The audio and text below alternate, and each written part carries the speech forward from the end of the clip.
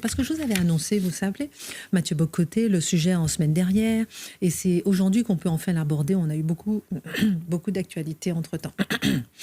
Pourquoi l'immigration s'accompagne-t-elle si souvent de la violence?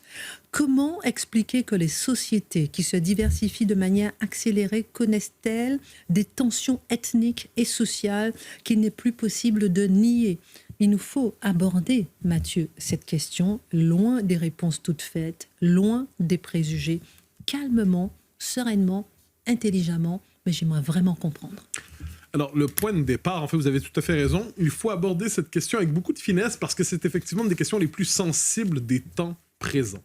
Alors, on va poser la question de manière un peu générale. Pourquoi les sociétés qui se diversifient ou les sociétés multiculturelles, mais qui le deviennent, non pas qui le sont depuis toujours, mais qui le deviennent, tendent à devenir des sociétés multiconflictuelles? Qu'est-ce qui entraîne ce mouvement?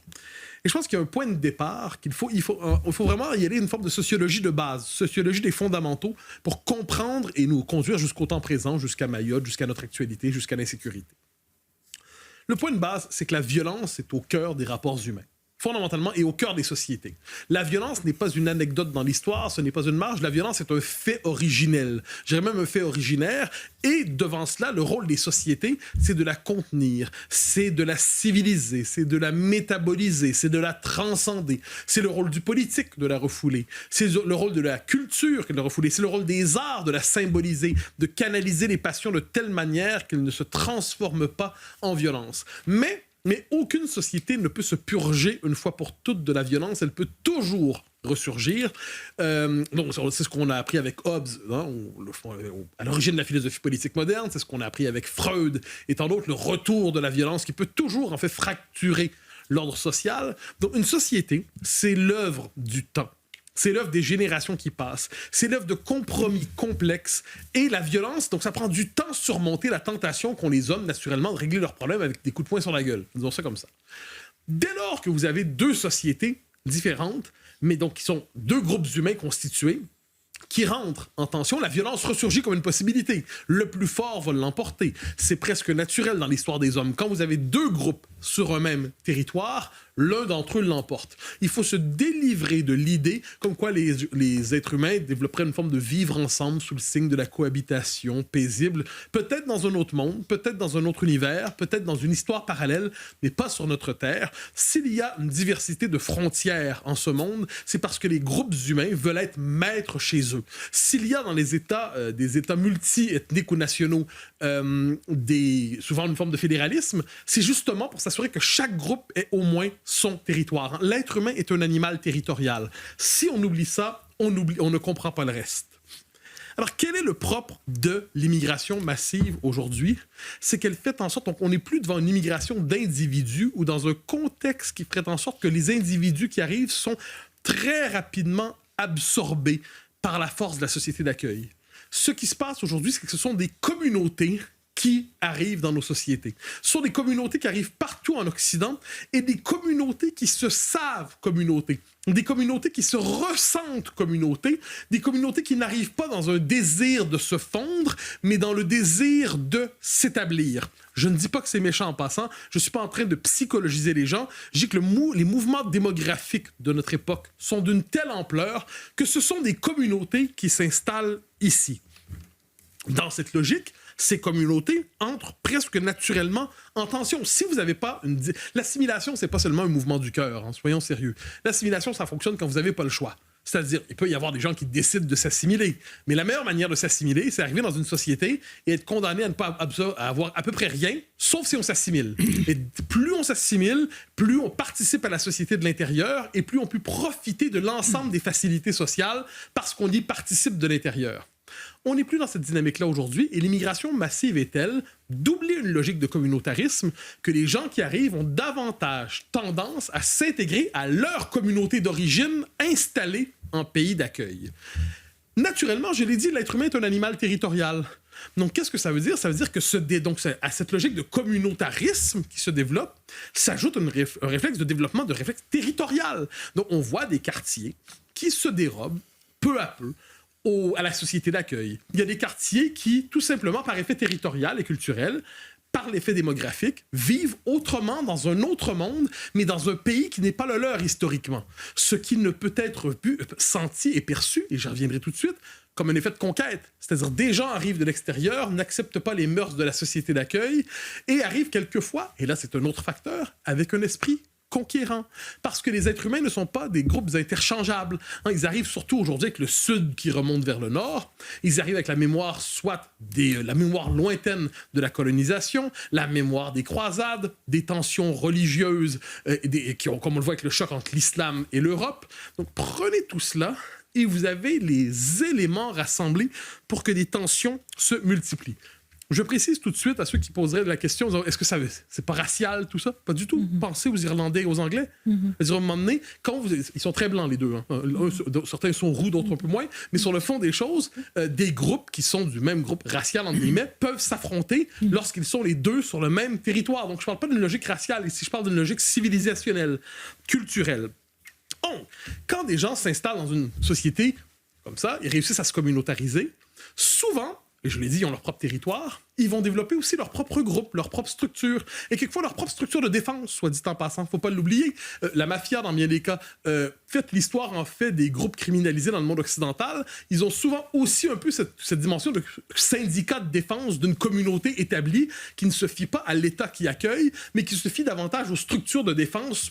Ça peut prendre différentes formes. Donc, on l'a vu avec les Italiens dans l'histoire, on l'a vu avec les Irlandais, on l'a vu avec les Chinois. C'est pas le propre d'une communauté en particulier. J'ajoute que plus la différence culturelle est grande, je parlais des Irlandais et des Anglais, mais prenez une différence culturelle qui est très grande, qui s'accompagne donc d'une différence dans le rapport anthropologique à l'être humain. Pas le même rapport aux femmes, pas le même rapport à la pudeur, pas le même rapport à la sexualité dans la vie.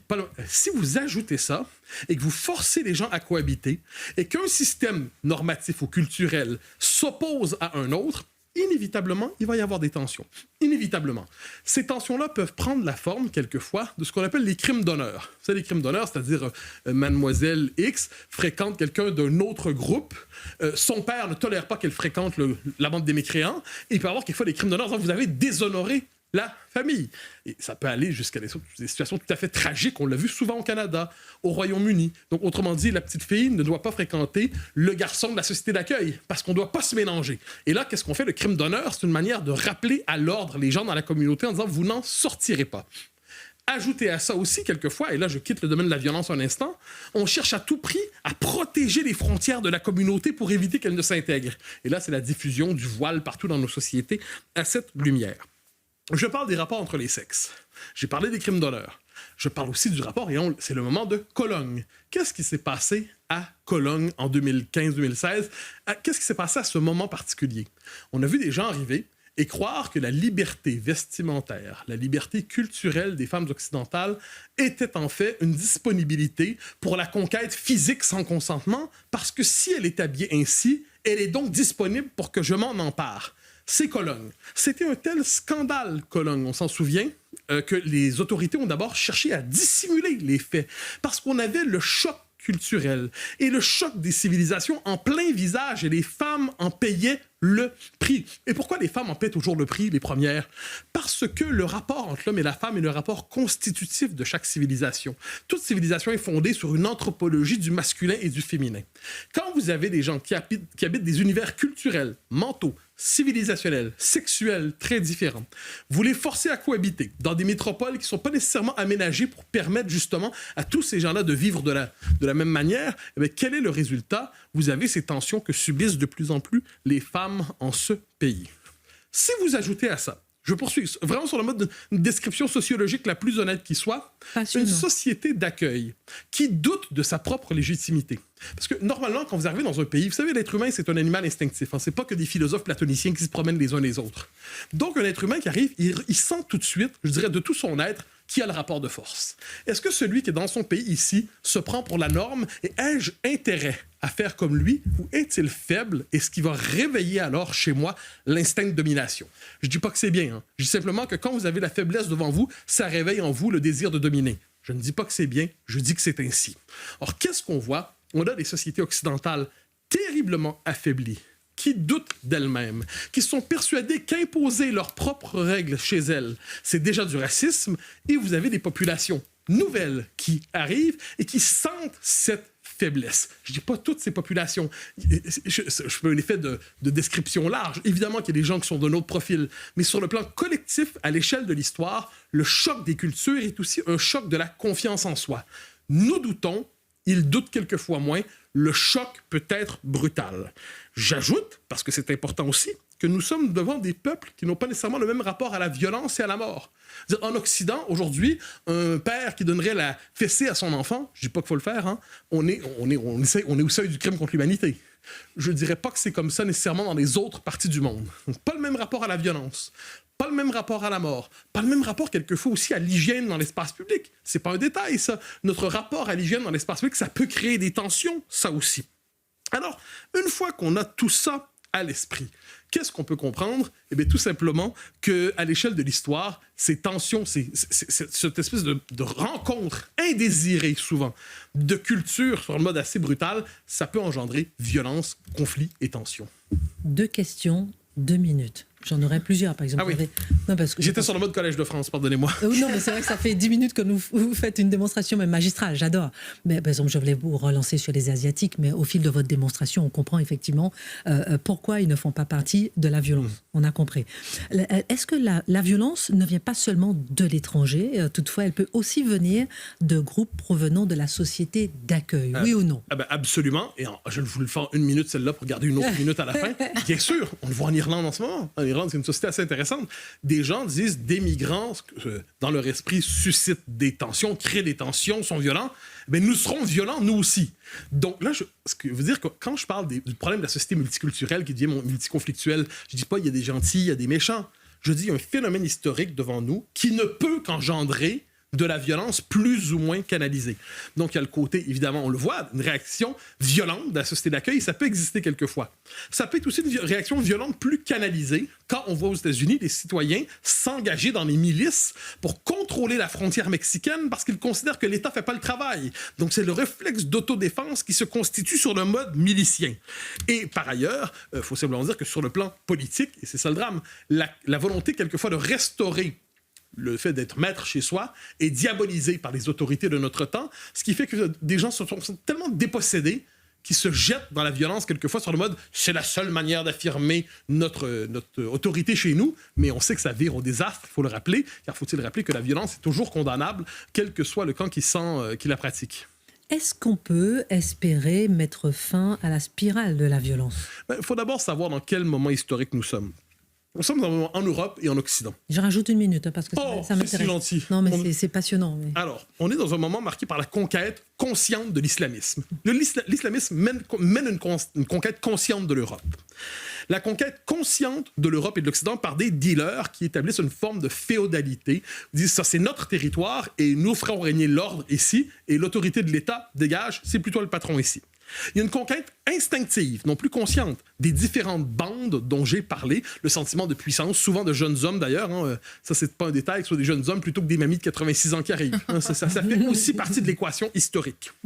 Basculement démographique qui inverse le rapport de force dans nos sociétés, quartier par quartier. On parle de Mayotte ces temps-ci, mais on pourrait parler aussi plus encore de la Seine-Saint-Denis dans quelques années. Et quand le basculement démographique arrive, le rapport de force change. Donc, tout est en place, en fait, pour qu'il y ait une forme de féodalisation de nos sociétés. Peut-on sortir de la violence? C'est votre question. Je vous dirais, il faudrait, de la part des sociétés d'accueil, un moment d'autorité décomplexé. Un moment de dire, voilà quelle est la norme ici. Voilà qui a la force ici. Voilà ce qu'il faut devenir ici. Voilà ce que nous acceptons ou nous n'acceptons pas. Et sans ce moment d'autorité décomplexé et revendiqué, on peut être à peu près certain, en fait, que la culture de la violence va continuer à s'établir, à prendre ses aises. En fait, je dirais, c'est le paradoxe incompris. C'est un geste fort d'autorité de la part de la société d'accueil qui peut nous éloigner de la violence qui vient. Charlotte Dornelas et Marc Menant. Je pense que ce geste d'autorité, en effet, il découle d'un élan vital. Ouais. Et c'est ça l'immense interrogation. En réalité, c'est cette fatigue à se défendre soi-même, même pour soi, de le transmettre à ses enfants plutôt que de transmettre une critique permanente de ce que l'on est et de ne pas vouloir le transmettre au profit de quelque chose d'extérieur. Donc il y a un effondrement intérieur qui permet, de manière exponentielle, ce que dit Mathieu et qui concerne en plus qui n'est pas particulier. On nous dit en permanence, oui, c'est de l'insulte, de la discrimination. Non, c'est quand même des mouvements humains qu'on a compris dans la chronique de Mathieu, beaucoup plus que le fait de viser tel ou tel en particulier. Mais ça, il faut d'abord le reconnaître, le voir et vouloir le combattre. Et là, à mon avis, on a dû... Ce qui est extraordinaire, c'est inscrit dans la législation. C'est-à-dire que dans la législation, vous pouvez être naturalisé à partir du moment où vous dominez la langue française, à partir du moment où vous connaissez l'histoire de France. Vous connaissez l'histoire de France. Alors là, même les petits Français ne la connaissent pas. Donc, et la langue non plus.